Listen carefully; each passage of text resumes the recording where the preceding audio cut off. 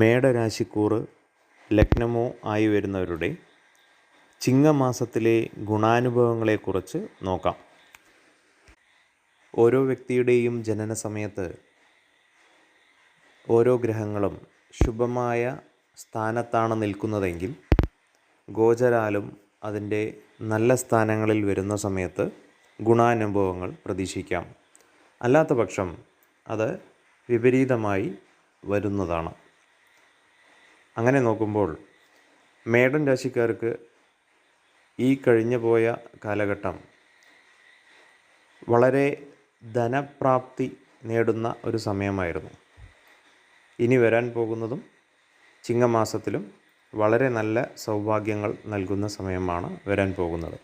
എന്നാൽ ജാതകാൽ ശനി നല്ല സ്ഥാനത്തല്ല എങ്കിൽ ഇപ്പോൾ ഈ ദുരിതങ്ങൾ അല്ലെങ്കിൽ ആപത്തുകൾ, വ്യവസായ രംഗത്താണെങ്കിലും ധനം കിട്ടാൻ ഉള്ള ബുദ്ധിമുട്ടുകൾ, അതുപോലെ കീഴെ വർക്ക് ചെയ്യുന്നവർ, അല്ലെങ്കിൽ ഓഫീസറാണെങ്കിലോ അല്ലെങ്കിൽ നല്ല ഒരു സ്ഥാപനം നടത്തുകയാണെങ്കിലോ അതിലെ വർക്കേഴ്സ് അല്ലെങ്കിൽ ജോലി ചെയ്യുന്നവർ, കീഴ് ജോലിക്കാർ, ഇവരെ കൊണ്ട് ഉണ്ടാകാവുന്ന അല്പസ്വല്പമായ ബുദ്ധിമുട്ടുകൾ ഉണ്ടാവാം. അതല്ലാത്ത പക്ഷം ശനി നല്ല സ്ഥാനത്താണ് ഒരു വ്യക്തിയുടെ ജാതകത്തിൽ നിൽക്കുന്നതെങ്കിൽ വളരെ ധനപ്രാപ്തി നേടിക്കൊടുക്കുന്ന ഒരു സമയമാണ്. ആ കാരണത്താൽ കുടുംബത്തിൽ അല്പസ്വല്പം ദുരിതങ്ങളെല്ലാം ഉണ്ടാവാം. കുടുംബക്കാർക്ക് അല്പസ്വല്പ ദുരിതങ്ങളെല്ലാം ഉണ്ടാവാം. ധനം, ഭൂമി എന്നിവയെല്ലാം വിചാരിക്കുന്ന രീതിയിൽ വന്നു ചേരുന്ന ഒരു സമയമാണ് ഇത്.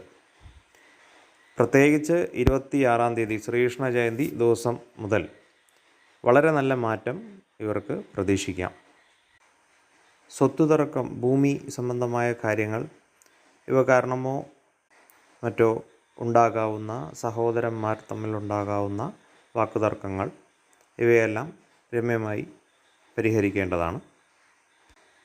സഹായിക്കുന്നത്, മറ്റുള്ളവരെ സഹായിക്കുന്ന ധനം അത് തിരിച്ച് കിട്ടാതെ പോകുന്നതും, ഈ സമയത്ത് സഹായിക്കുന്ന സമയത്ത് ചിലപ്പോൾ അത് തിരിച്ച് കിട്ടാത്ത അവസ്ഥയിലേക്ക് പോവുകയും, ഇനി ഈ 26-ാം തീയതി മുതൽ ഇതുവരെ കിട്ടാത്ത ധനം അല്ലെങ്കിൽ പ്രതീക്ഷിച്ചിരിക്കുന്ന ധനം, അതല്ലെങ്കിൽ ഏതെങ്കിലും ലാഭം പ്രതീക്ഷിച്ചിരുന്നുണ്ടെങ്കിൽ അത് കൂടുതലായി ലഭിക്കാനുള്ള സമയവുമായി മാറുന്നതാണ്. നേട്ടങ്ങളെല്ലാം ഒരു വ്യക്തിയുടെ സൗഭാഗ്യങ്ങളാണ്. അതെല്ലാം ധനം തന്നെയാണ്. ഐശ്വര്യം, അതുപോലെ വാഹനങ്ങൾ ലഭിക്കുക, അതുപോലെ പുത്രപൗത്രാദി ഗുണങ്ങൾ, ഒരുപാട് കാലമായി വിവാഹം, ജോലി ഇവയെല്ലാം ലഭിക്കാതെ ഇരുന്നിട്ടുള്ളവർക്ക് ഈ സമയത്ത് ഇവയെല്ലാം വന്നു ചേരാനുള്ള നല്ല സൗഭാഗ്യകരമായ സമയമാണ് വന്നിരിക്കുന്നത്. ശുഭം.